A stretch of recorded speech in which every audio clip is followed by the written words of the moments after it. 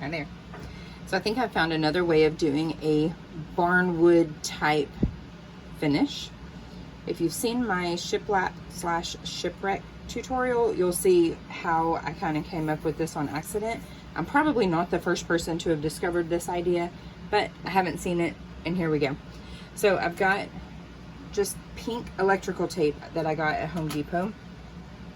And what I've done is just laid it around and then very carefully cut little slits in it. So here's kind of how I'm doing it. These two, you can see that I do not have them cut yet. And I'm doing long, just where it looks like 2 planks per row. So you can see this one and this one have not been cut yet. I just have my start and my stop. So what I'm doing is kind of going about halfway around, just kind of feeling where that is, and then cutting it. And they should come out pretty similar. I don't want them exactly lined up, but to get the tape on there, what I'm doing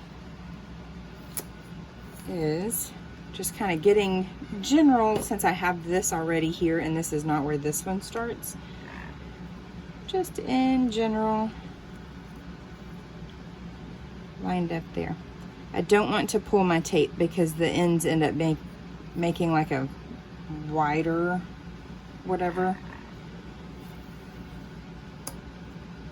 So I'm pulling it, but then I'm letting it go back to loose again as I lay it down. Since we're not going to be taking this off of here, air bubbles are going to be a problem if we do a bunch of little pieces. So this just kind of helps avoid practically all the air bubbles. There's a few here and there. You might be able to see that one there. I'm just kind of overlapping it here on the bottom. You can see where that's a little bit bigger right there, but this is exactly it, just because it stretches just a little bit. It's the nature of the beast. So I'm going to take a blade and I'm just going to very carefully cut through the tape. I'm not scraping all the way through to the metal, just enough to cut the tape. Oop, not enough.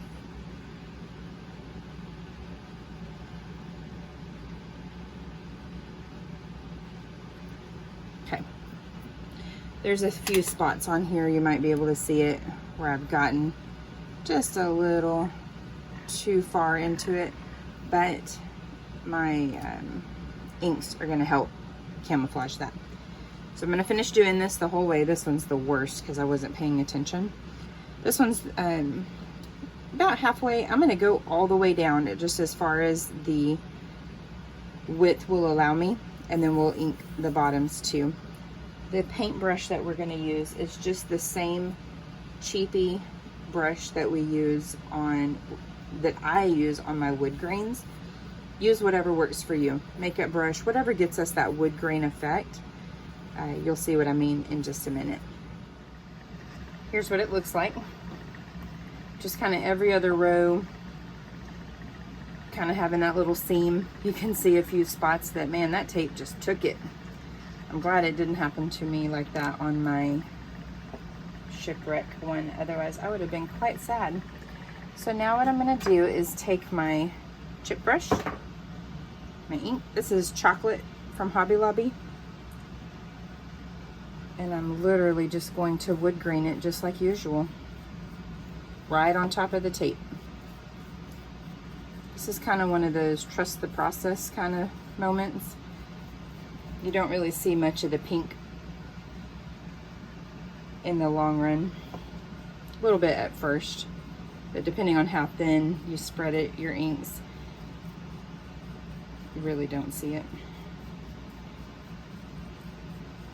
Just like that, covering the entire cup, including your bottom. I've completely wood grained the whole thing. Again, I only used this brush right here. Make sure you don't forget the bottom, like I said just a second ago. It doesn't have to be pretty, it just needs to be usually not your typical base paint. So you can kind of see a teensy hint of the pink, but it doesn't look truly pink in person. So this is how I'm getting this texture, is with these rough bristles here. So I'm going to seal it, and I think I want to go ahead and make just a couple of teal spots. So I think I might do a couple of steps, a couple of planks or spots at least of this. We'll see. I'm gonna let this dry entirely and then seal it. I'm gonna do a little bit of hairspray because I did discover with the shiplap that sealing it with a little bit of Aquanet, like I do my glitters whenever I'm trying to do multiple colors back to back, doing a good layer or two of the Aquanet and then clear coat spray paint, it really seems to work out well without having to Mod Podge dry. That's what we're gonna do. I put 2 good layers of hairspray, let it dry, and put a really good layer of clear coat on here. I went ahead and did just a little bit of the mermaid color in a few spots. This one I got a little too heavy-handed, so now it looks super dark. I tried to lighten some of these spots with caramel. Some of these spots that were a little too dark, I went over it with caramel, and then some of the spots that were a little too light because it kind of got faded out with the coatings that I just put on there, I went over them with caramel as well. So overall, I'm really excited. So here's how I'm doing this. I'm gonna do just a little bit, like right, let's pick a good spot because I've got it here. Let's do a little bit like right there. So I'm using one side of my brush with 1 drop, kind of spreading it, kind of thinnish, and then going back over it on the other side of the brush. It's just real subtle.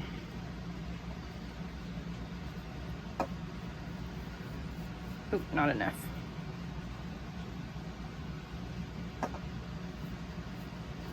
Kind of like that. And then kind of giving the texture with the drier side of the brush. Just like that.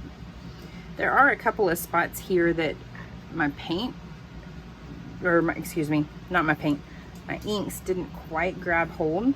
So what I did on those, I'm not worried about switching brushes on this one. So I took the lighter one, the caramel, and kind of filled in those little spaces there. Some of them are pretty resistant for some reason.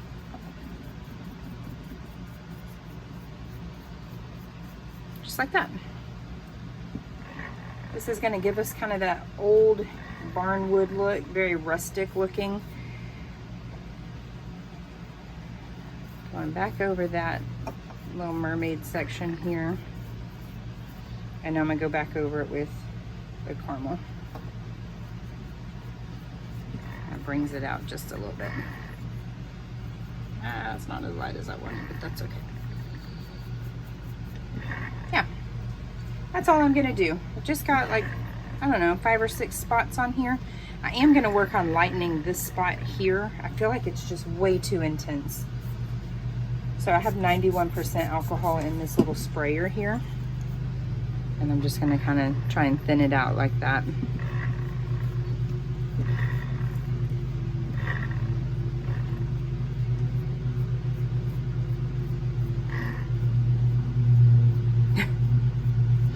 My son decided to start mowing just now.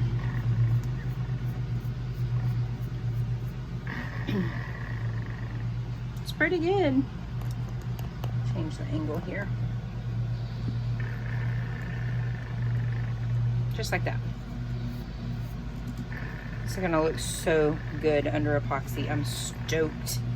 I do need to fix this spot right there. I got a little hard-handed with the paintbrush.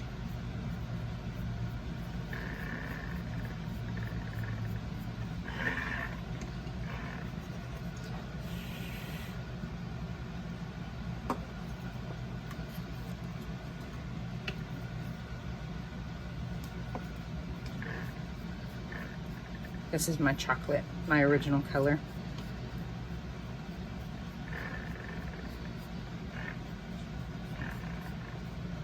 Yeah, that saved it.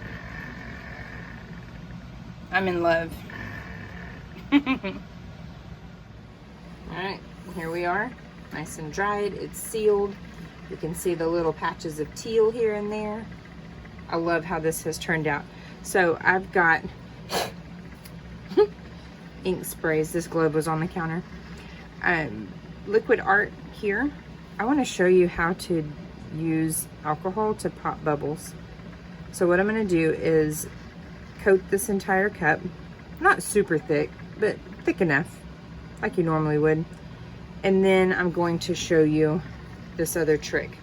I've only shown it in a couple of videos, and I know a lot of people already know about this, but it's something that still just kind of blows my mind. I love it. I use it in my molds and everything. So let's get this coated, and then I'll show you what that is. Oh man, it's almost always so much prettier under epoxy. So what I'm going to do now, I have 91% alcohol just in this little spray bottle, and I'm going to lightly spray it. And as you do that, you can see it land. You can also see the air bubbles pop.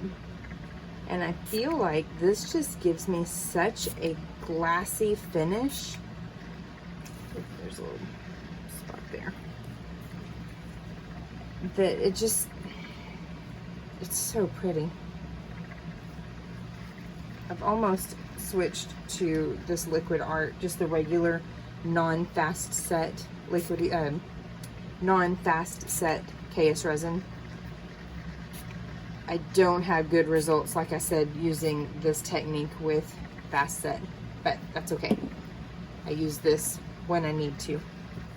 If you have any questions, please don't hesitate to leave it in the comments. If you like my content, please consider subscribing, and have a good one. Stay safe out there.